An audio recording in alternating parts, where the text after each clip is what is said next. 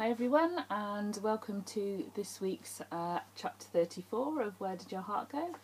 I just wanted to say today I'm rocking the lovely scarf that my wonderful PA Tori sent me for Christmas. I do really love it. I've worn it to work today and it's absolutely gorgeous. So yet to watch me and my lovely scarf. So here we are with my first novel, Where Did Your Heart Go? And we will get cracking on with chapter 34. So sit back, relax, grab that much needed Thursday night glass of wine or even just a cup of coffee or tea or a nice hot chocolate and enjoy the story. Mitchell was the first awake as the sun glinted on the duvet cover. He could hear his dad was already awake, so he carefully moved out from under Charlie's arm that had been flung over his chest for most of the night. He dropped the whisper of a kiss on her forehead and then put his dressing gown on and went downstairs. "Morning, Dad." He sauntered into the room and nearly tripped over Jester, who was lying in the centre of the floor. He grabbed a cup of coffee and sat down opposite. "How are you?" Mitch asked. "Well, my mind's a bit all over the place. It all feels a little weird." "Yes, Charlie and I thought that when we realised." "So tell me more about Stephanie," James asked, leaning forward. "Well, she's single and she's a DJ on a local radio station in Hereford. I think it's called Love Shack."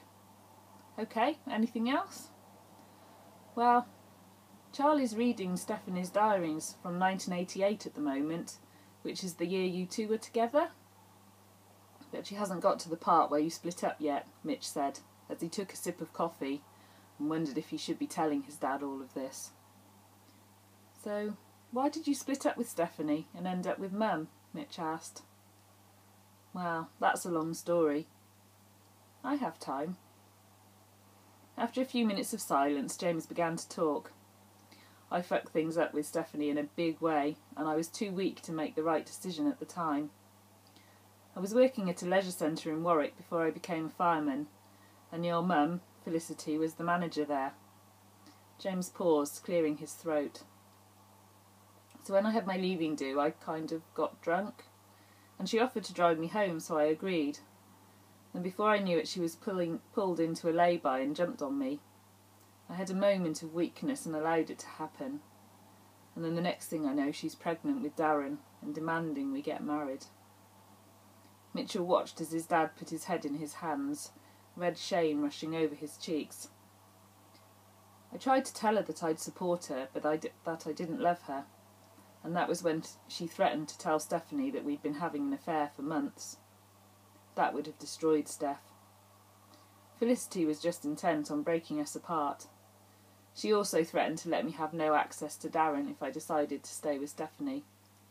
So I was stuck between a rock and a hard place, and I couldn't win either way.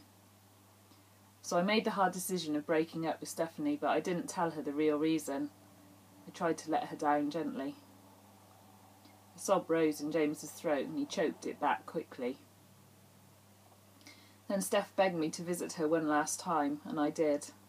I left early as I just couldn't stay and lie to her as she tried to change my mind. I almost told her the truth then, as it would have made me feel better.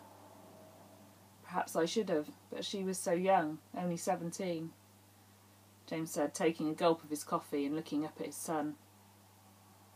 "You were fucked, Dad," Mitch said as he stood up and poured a coffee for Charlotte. "That's why I said what I did to you last night. If you have strong feelings for Charlotte and she has the same for you, you must keep them safe as whatever you do in the future you may regret what happens.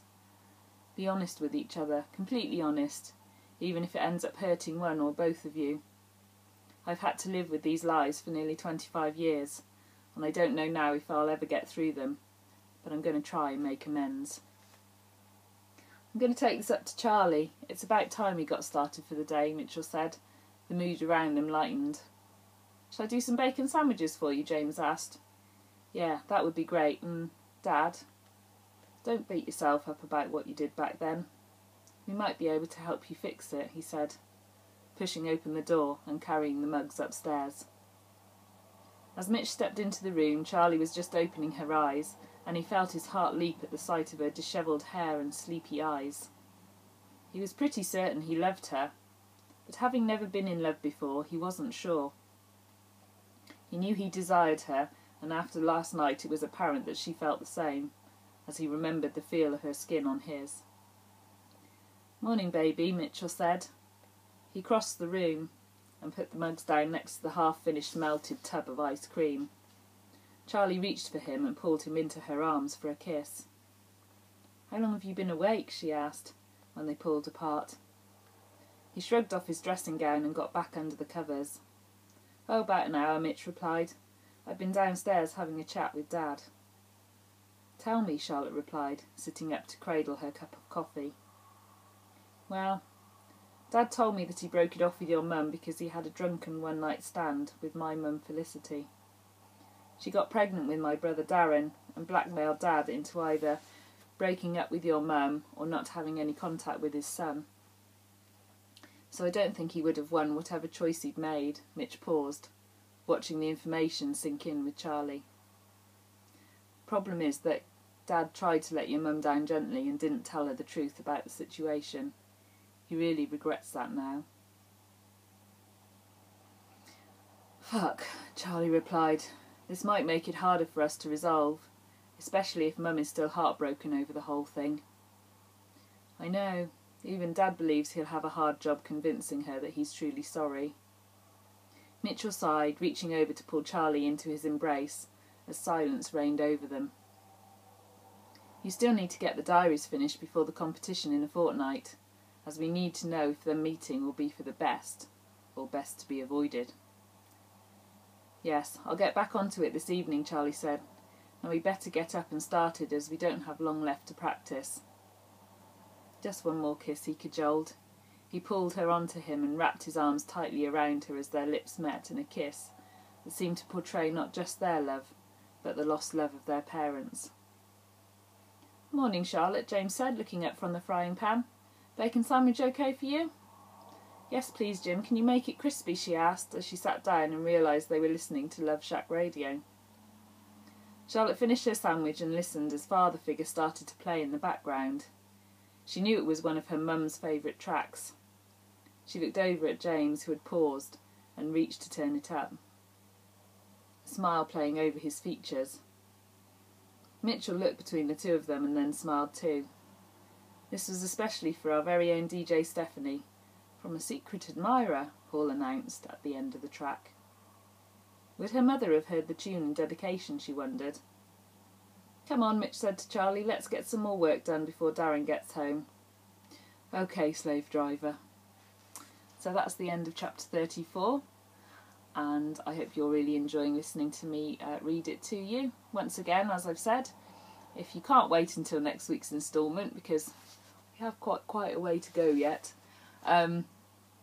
then you can download your free copy from my website, which is www.audrinalane.co.uk, or you can be very nice to me and buy a copy, because that's only going to cost you 99p, or about $1.50 I believe, from Amazon. So again, just tap in the name of the book or my name, you can find my author page and you can find the book there.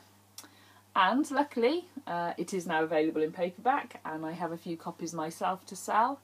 So if you really would like a signed copy, feel free to get in contact on either Facebook or Twitter. Send me a message and I'll get back to you and work out a cost, which will include a bit of postage and obviously my signature. Anyway, take care for now, have a good weekend coming up, and I'll speak to you again soon. Bye bye.